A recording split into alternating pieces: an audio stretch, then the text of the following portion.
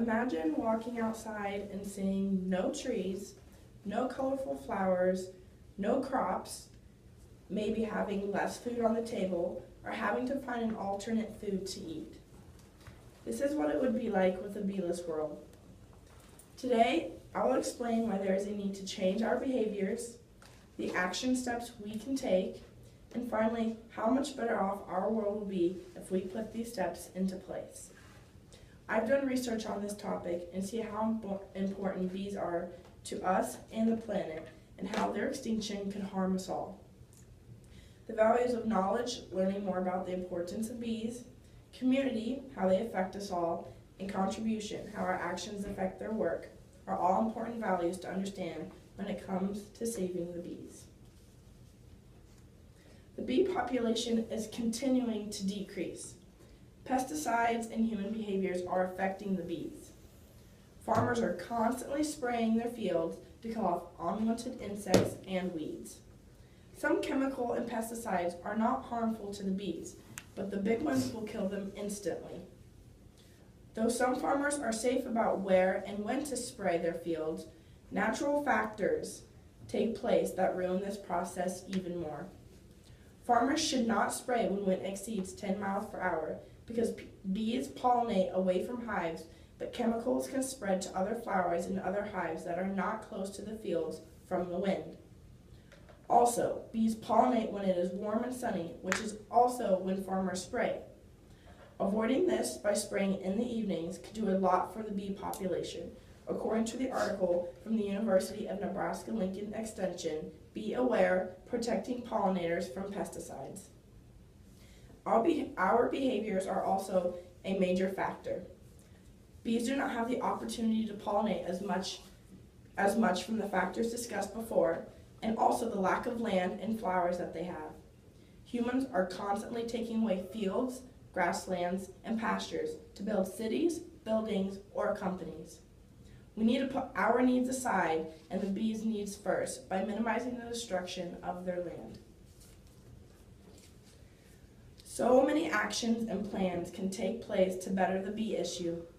I have done research and have found that swatting, using natural liquids, or administering EPA-approved chemical solutions to kill a bee are not prohibited by law. The use of federal banned pesticides, however, is illegal. From the article, Is It Illegal to Kill Bees? This is why farmers need to be careful which pesticides they use in their fields, because it could cost them to get into a lot of trouble with harming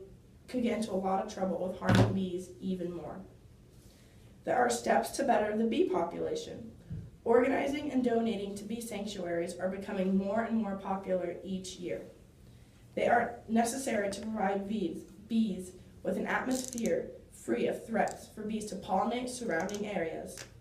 In Manhattan, New York, the Bee Village is there to reflect the architectural journey from New Amsterdam to New York, according to the honeybeecontroversy.org.